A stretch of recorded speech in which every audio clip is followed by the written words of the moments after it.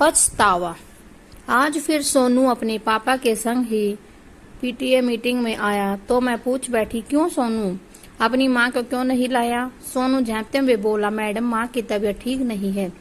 मैंने थोड़े गुस्से में कहा, हर मीटिंग के समय माँ की तबीयत खराब हो जाती है, ये कैसा संयोग है या बहाना है?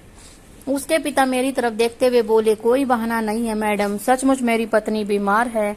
मेरे पास कई पेरेंट्स बैठे थे इसलिए मैं उनसे ज्यादा बात न कर पाई। मैं देखती थी अक्सर बच्चे जब अपनी माँ की बातें करते थे तो सोनू चुप रहता, कुछ भी न कहता।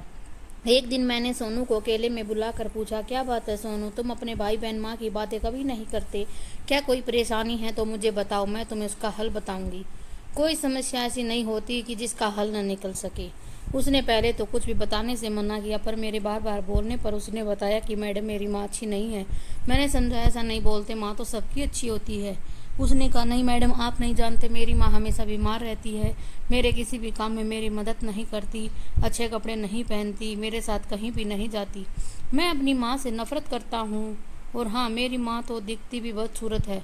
मेरे दोस्तों की माँ कितनी अच्छी है, मैं जब उनको देखता हूँ तो मेरी नफरत और भी बढ़ जाती है। आपके बार बार बोलने पर भी मैं माँ को इसी वजह से स्कूल में साथ नहीं लाता। मैंने सोचा मुझे इस बारे में उनके पिता से बात करनी चाहिए। मैंने देखा था सोनू क्लास में अकेला रहता, ज़्यादा न दोस्त बनाता, गुमसुम सा बैठा रहता था।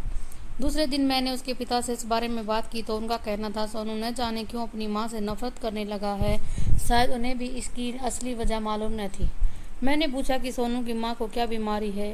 उन्होंने कहा, जब सोनू बहुत छोटा था तो एक बार वो बहुत बीमार हो गई थी। डॉक्टर ने बताया कि सोनू का किडनी खराब हो गया है, इसे दूसरा किडनी न लगाया गया तो इसके बचने की उम्मीद बहुत कम है। हम सब बहुत घबरा गए थे, तभी इसकी माँ ने अपनी किडनी से देने की जिद की। हम लोगों ने बहुत समझाया पर वह अपनी जिद पर अड़ी रही। आज हमारे बीच सोनू है सिर्फ अपनी माँ की वजह से। उसके बाद ही सोनू की माँ बीमार रहने लगी। मैंने पूछा, सोनू को आपने ये बात बताई है? उन्होंने कहा, नहीं नहीं, उसकी माँ नहीं चाहती कि ये बात सोनू को पता चले। मैंने उनके जातीय मामले में दखल देना उचित न समझा।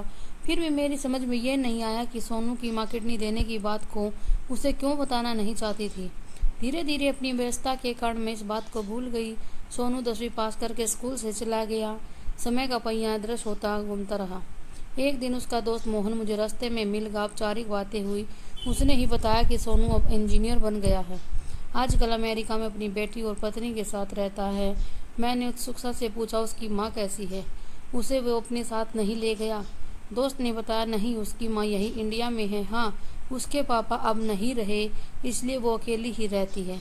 मुझे उसकी माँ से नफरत करने की बात आज भी याद थी, पर पहले की तरह अब उसकी माँ की किडनी देने की बात उसे न बताने की बात समझ से परे थी।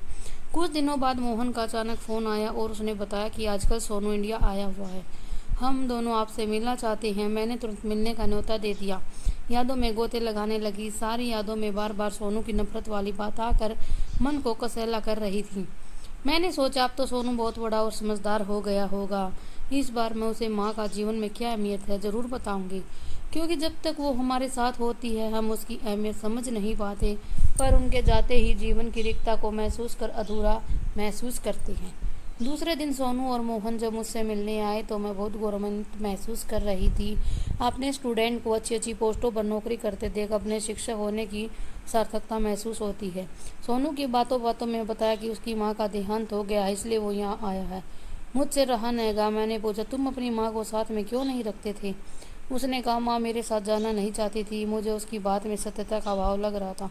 तभी मोहन ने बताया कि मैडम, सोनू जब अपने घर आया तो माँ का निधन हो चुका था।